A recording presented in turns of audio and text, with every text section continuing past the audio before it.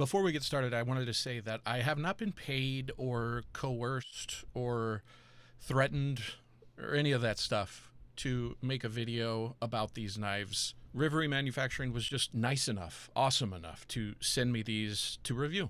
So I hope you enjoy. This is the 0 Series utility knife from Rivery Manufacturing. Obviously, this is one of the coolest knives I've ever owned.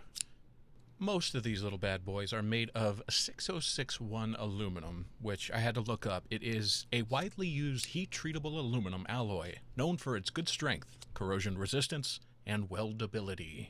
Fortunately, though, there are no welds on this. It is screwless, it is weldless, it's just got one long seam all the way around it. Now I'm going to actually pause the video right here because I want you to appreciate the absolutely satisfying click-clack with the snap back these little knives provide. Hit it. Yeah, that's it. So as I was saying, perfect little everyday carry utility knife. It fits in the palm of my hand. Ta-da. And weighs about 60 grams. It's got a little weight to it. Not so much that it's going to make you late for work or anything.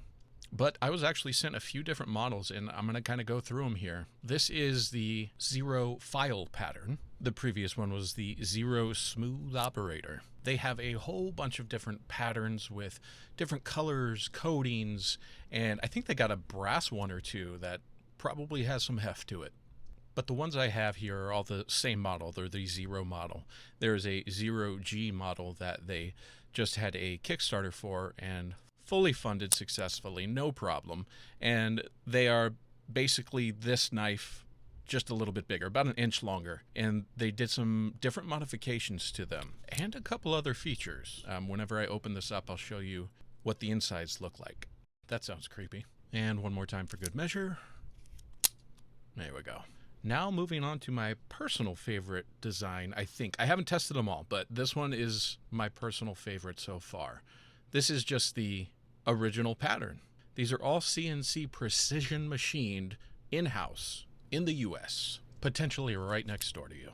The reason this one's my favorite should be obvious. It's got these grooves in it that are just so tactically pleasing. You know, if you're like kind of like a fidgety person, just to be playing with the grooves and spinning a pin, tapping your finger, whatever. This one's kind of got that. It's got the grooves. It's got the obvious slide and click and snap back. And I just really enjoy this one. The weight, the feel, the grooves, the click, the sound, everything. It's awesome. Now, I'm going to let you hear it one more time before fast forwarding. Wait for it. Nice. So I already have a video showing how to replace the blade, but this is just another method. This also works if you accidentally put the cover back on and don't have a blade in there to grab and hold on to. So what I just did there was just slide it back and forth. Do not release the blade on the way back. Just all the way up and then back to the magnet. Up, back to the magnet. And here I only had to do it about 12 times, but sometimes it'll take 18, 20 times, but it does work every time, so fear not. So what's happening when you slide it back all those times, this little pin right here is getting pushed down and out of the way so that you can slide the top plate off. But the top plate goes right back on, slides down, and clicks back. Everything's good as new. Nice. So now I'm going to actually show you what I was just saying. So if you replace the blade and maybe forget, or it was shipped without a blade, and you put the cover back on, oh no, what happens now? You look all over the knife for maybe hidden instructions, you got no blade to grab, what do? Well, exactly what I just said. You slide it back and forth a bunch of times. Remember, on the back, you do not unclick it. You just slide it to the magnet.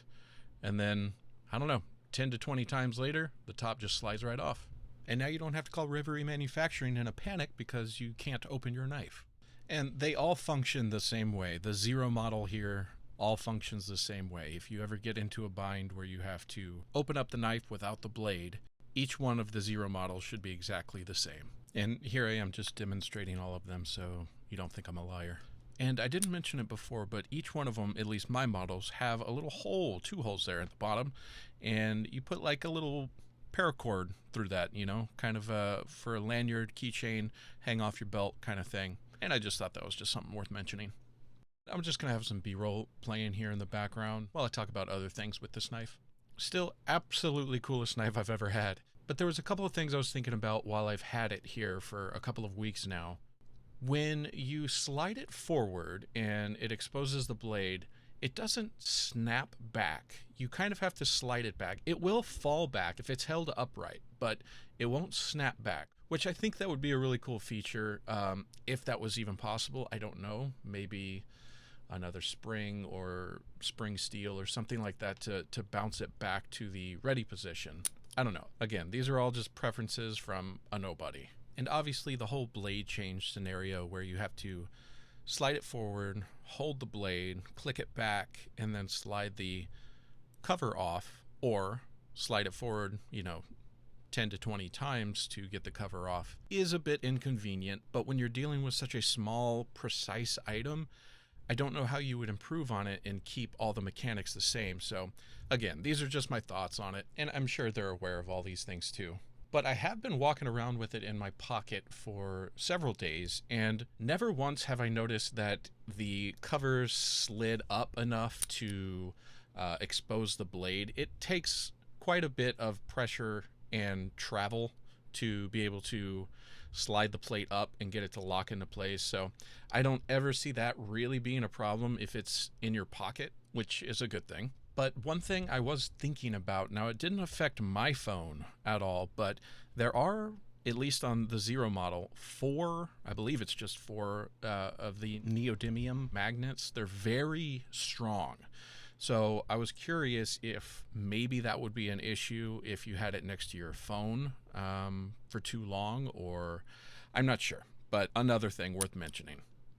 And really the last thing I had a suggestion for would be that whenever you reach in your pocket to grab the knife, you don't know which way it is facing. So if you're camping or in the dark or somewhere where there's not a lot of light, obviously you'll be able to figure it out pretty quickly, but it would be kind of cool to have like a little notch or a bump or something. Now, the file pattern one I have in my hand right now does have that indicator that it's the top and the front, so it's not a problem. But the other two I have of these designs, you really don't know. But again, like I said, you can figure it out pretty quickly. It's just, it would be kind of cool to be able to feel as you're reaching into your pocket if there was like some kind of rubber grip at the top, a bump at the top, a notch or something like that.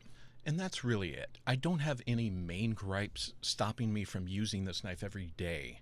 It's an incredible knife. It is well crafted, well designed, well built, feels great in the hand. It's small enough for an everyday carry, as long as you don't work at an airport or government buildings. And thank you so much again to Rivery Manufacturing for sending me these to review.